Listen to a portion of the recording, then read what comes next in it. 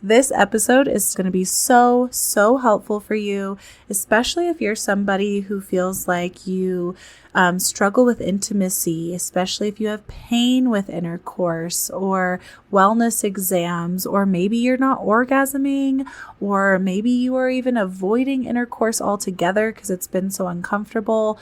Whatever part of the spectrum you are on, if you are looking to up your intimacy this Valentine's Day, even if it's just with yourself, then stay tuned, because today we are diving into some tips and tools and tricks that you can start doing today to elevate your pleasure and really reduce the discomfort and pain and aversion to all things penetration, intercourse, intimacy, and all of that. Hey, I'm your host, Dr. Desiree Cassell. I'm an orthopedic and pelvic floor physical therapist specializing in women's health, aka pelvic floor. I'm a wife, mom of 3, foodie, lover of all things movement and nature, and I'm super passionate about educating, empowering, and supporting other women like you to find and maintain balance throughout all aspects of their lives, without pain, pressure, or peeing their pants. And this is the Balanced Momtality Podcast, where we will talk about all things pelvic floor, your core, and optimizing your pregnancy, birth, and postpartum recovery, providing you with the knowledge and tools so that you can feel like the strong, playful, and happy mom that you and your family deserve. Now let's get you out of those pads and back to loving movement. Fill up your water, pop in those AirPods, roll out your mat, and let's connect. Before we start today's episode, just a quick disclaimer that anything mentioned in this podcast is not meant to treat or diagnose any medical conditions. If you have any questions or concerns about your healthcare needs, please seek the care of your medical provider. This is also a safe space where we will be talking about very sensitive but important topics, such as issues with peeing and pooping, relationships, and even sex. So if you have littles around, probably a good idea to pop those AirPods in. But otherwise, I hope you enjoyed today's episode. Happy Valentine's Day. I hope that you are having a great week. I'm so glad you are here joining me today. And whether or not you are someone who loves Valentine's Day and all the ooey gooey loving gushiness that it entails, or if you absolutely despise it and the corniness and materialism and marketing and all the other reasons why we might be annoyed with Valentine's Day, this episode is still going to be so helpful for you, especially if you're somebody who feels like you struggle with intimacy, especially if you have pain with intercourse or wellness exams, or maybe you're not orgasming, or maybe you are even avoiding intercourse altogether because it's been so uncomfortable. Whatever part of the spectrum you are on, if you are looking to up your intimacy this Valentine's Day, even if it's just with yourself, then stay tuned, because today we are diving into some tips and tools and tricks that you can start doing today to elevate your pleasure and really reduce the discomfort and pain and aversion to all things penetration, intercourse, intimacy, and all of that. We have been talking about dyspareunia if you've been paying attention and staying tuned with this podcast this month. And dyspareunia is pain with intercourse, pain with penetration. And so while intimacy can look so many different ways, and I'll be doing an episode on just that later this month, we are really focusing on improving penetration with this episode. But even if penetrative intercourse is something that you don't even really have any desire to ever do again, this episode is going to be really beneficial if you have any pelvic pain or lower abdominal pain or vaginal pain, anything like that. The tips inside today's episode are going to help you. So let's just dive right in, because the very first one is just to connect. Connection. Not just with your partner, but with yourself. If you have pain, one of the very first things we need to do is just give your body a hug. We just need to comfort it and make it feel safe, okay? So whatever that looks like for you, I do encourage you to get to know your own body. I've done episodes on this, and I know this episode's going to overlap a few episodes I've done in the past, but we're going to consolidate quite a few tips inside today's episode. And connection and awareness of what you're feeling in your body is really that very first foundational step that we have to have, because pain can really just make the brain and the body confused. It starts to protect, it starts to avoid, it starts to create compensatory patterns. And really, we just need to bring awareness back into that space. So whether it's your back, your tailbone, your hips, your vaginal space, wherever your pain is, I want you to just really sit with that and just become connected to that space in your body. Put your hand there, breathe into that space, just awareness, right? Like, what does it feel like? Is it tight? Is it tender? Maybe it's not tight, but it's tender. Maybe it's not tender, but it's tight.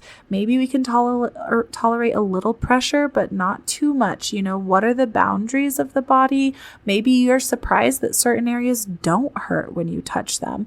And that helps to reorient the brain and start to rewire and give you better feedback so that you're not just in a state of chronic pain. Or again, that awareness to this space.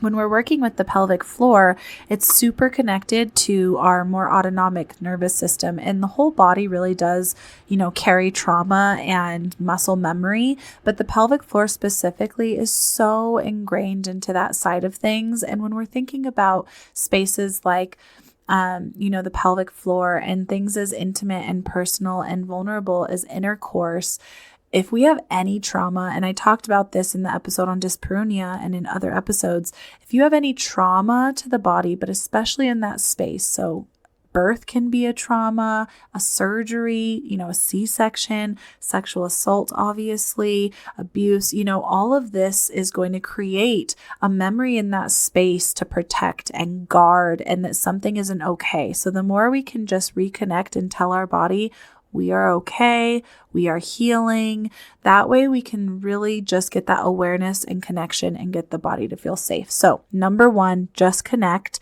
And I mentioned this a little bit, but the next one is breathing and breath work. That breath work I cannot emphasize enough, because usually when we have tension, and remember, if you listen to the episode on Dyspareunia, and if you haven't, but you do have some pain with intercourse, I would definitely go check it out, because I just discuss a little bit more on all the things that could be contributing to that, right? So it could be an actual condition in the body like endometriosis or something, or it could just be as simple as a muscular trigger point alignment issue, strained muscle, scar tissue, things like that. However, regardless of if it's something more of a condition or if it's an actual musculoskeletal thing, your pelvic floor and the musculoskeletal system and the nervous system will always be responding. So whether they were the driver or they're just the responder to that stress and tension and extra load and pressure, it will respond. So if there is pain, even if it's not the driving force, there's probably some level of tightness and tenderness in the pelvic floor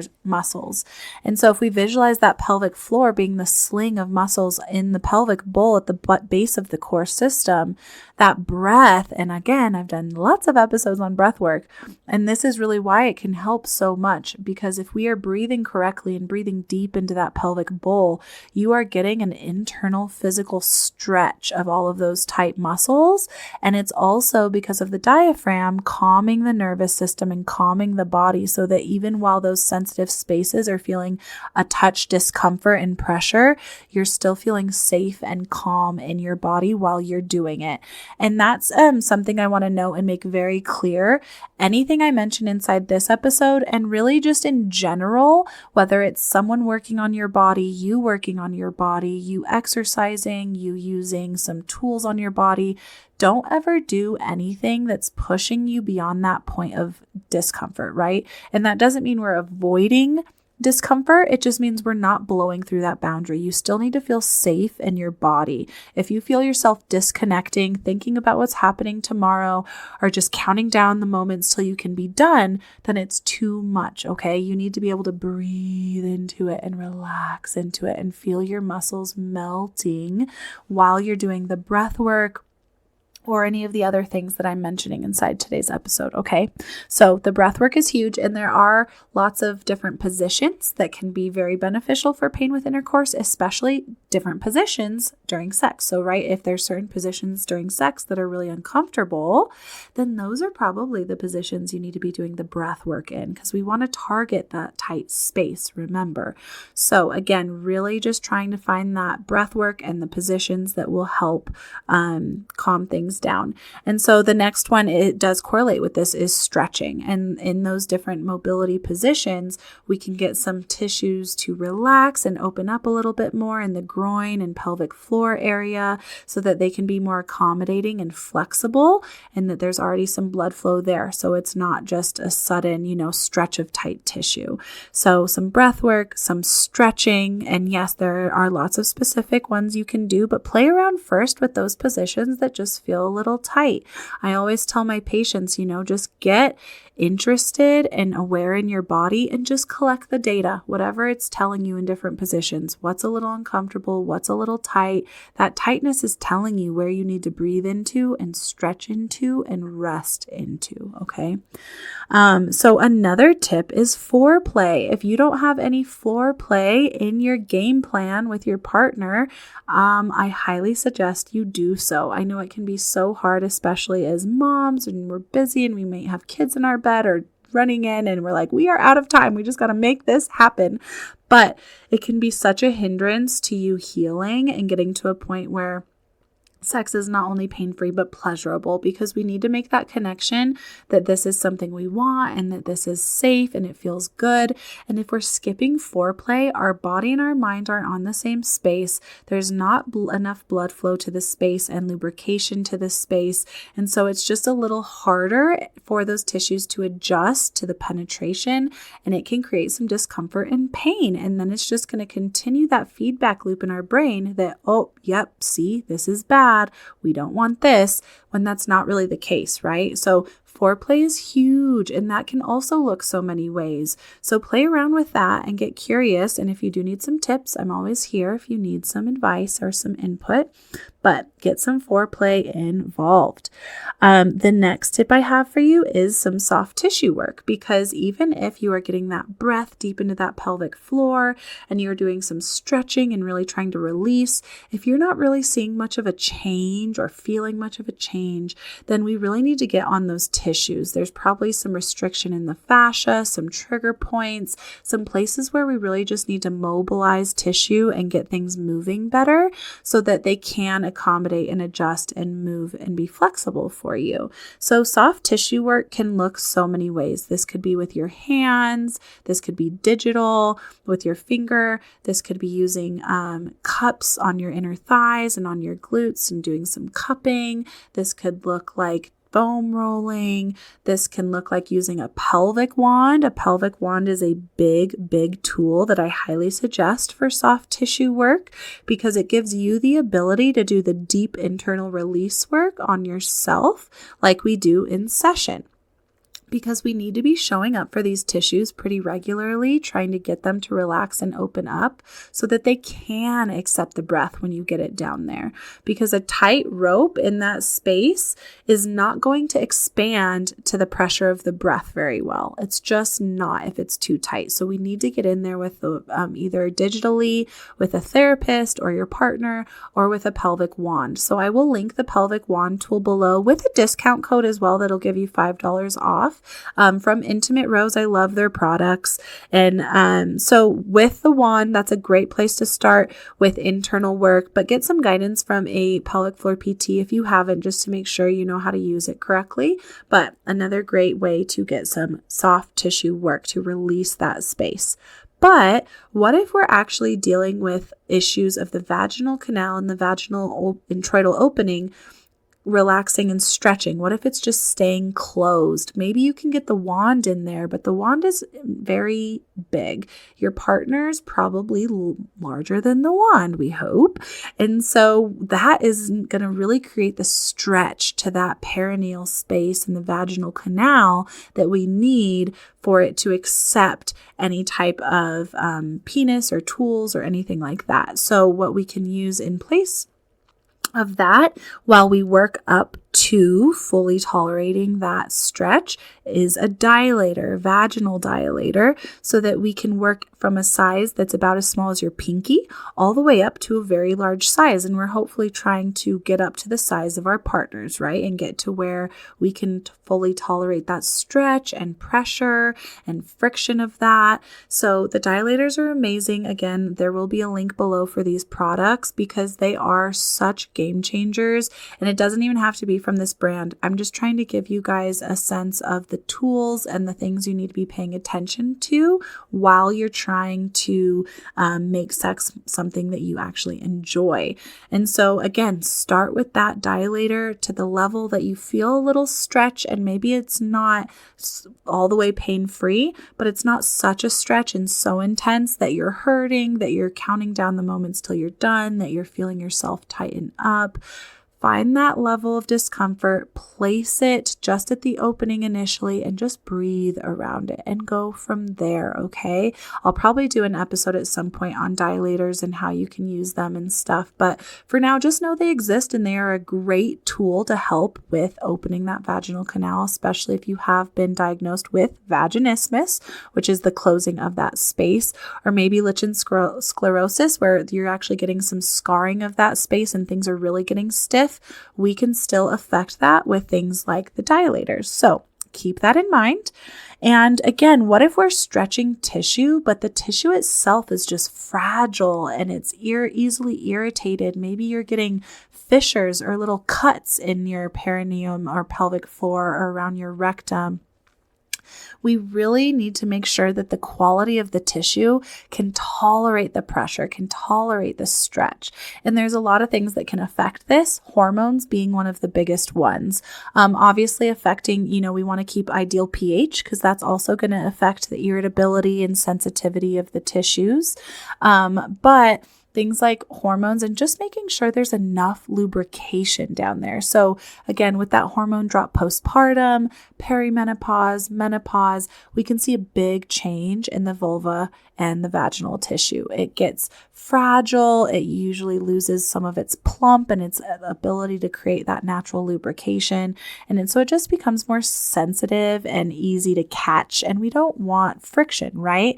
So we really want that tissue to have the lubrication and the plumpness and the flexibility that it can without fissures. And so what we can do for that is things like vaginal moisturizers. So vaginal moisturizers are creams that are made to help basically, as they say, create moisture and lubrication to that space and just help plump up that tissue. We put so much effort into the skincare on our face. We might as well be putting some effort into the skin on our labia and our vulva and our vagina because the skin there is so sensitive and we need to take care of it, especially as we go through episodes like postpartum or into stages like perimenopause and menopause where things are forever changing and we need to learn how to adapt with that.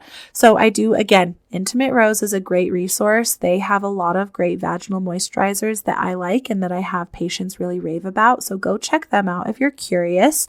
But there's also herbal supplements that can really help with the moisture in your vaginal space and just in the moisture in your tissues in general.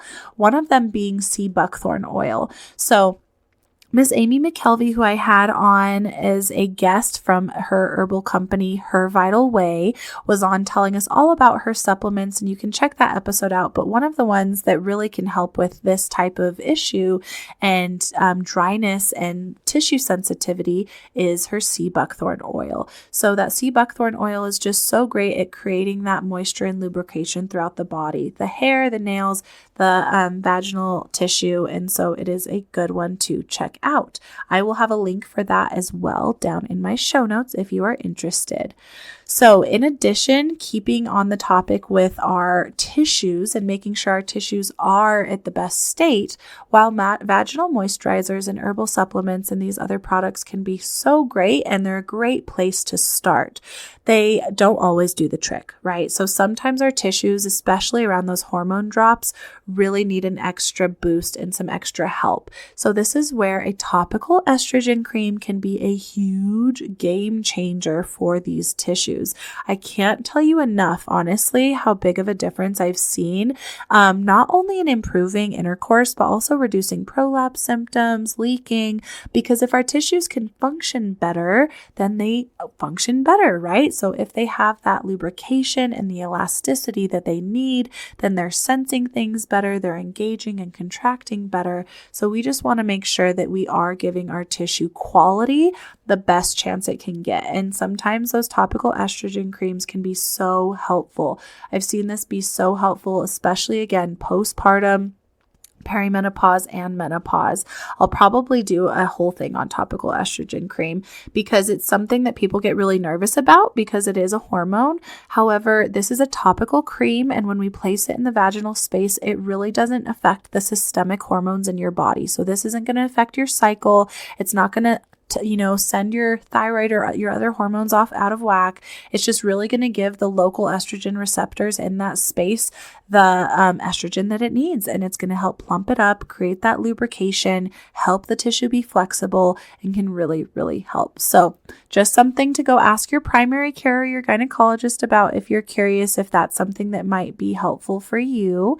And so the next thing that I think is so beneficial here that we don't always think about is the actual mental therapy of this issue. So having pain with intercourse can cause so many issues, obviously mentally, for your own self-confidence, your own stress and anxiety and pain. Obviously, that can be so detrimental and can affect so many other things. But also, obviously, having pain with intercourse is probably going to affect your relationships. And so we want to make sure that you're doing what you can to process through this and work through this issue with your partner, but also making sure that you're addressing all of the pieces in your body and in your past that may be contributing or maybe even the source of this pain. Because remember, the body holds trauma. If you especially have a history of a significant traumatic past, again, sexual assault or rape, any abuse, a traumatic birth, an abdominal procedure, it might not have even been a physical trauma, but if you feel like you're holding trauma, please go seek the support of a mental health therapist, especially a sex therapist, because they will be able to really dive in deeper into what is happening, how your body and brain are processing intercourse, and just working together as a team with a sex therapist and a pelvic floor PT can be a huge, huge weight off of your shoulders because you're going to have the support and the tools and the framework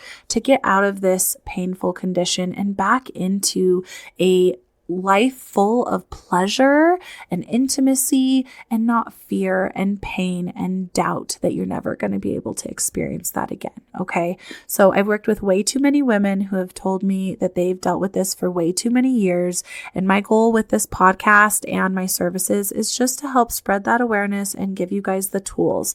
Obviously, if you are going through these tools and you're still not seeing success or any change, please see a pelvic floor PT because it is way more individualized, and getting specific guidance can be super helpful. And they also can just be helpful in guiding your care and your healthcare team as you try and figure out what is the source of your pelvic pain. Is it a trigger point? Is it a scar tissue? Is it a muscular imbalance from your glutes or your core? Or is it actually a condition like endometriosis or pelvic congestion syndrome, as I've been finding out? So let's just be an advocate for yourself and for your health, and just reach out if you need any more support. And please come over to the Balanced Momtality Wellness and Support group on Facebook. It is free and private. I am there to support you however you need and answer any questions you might have.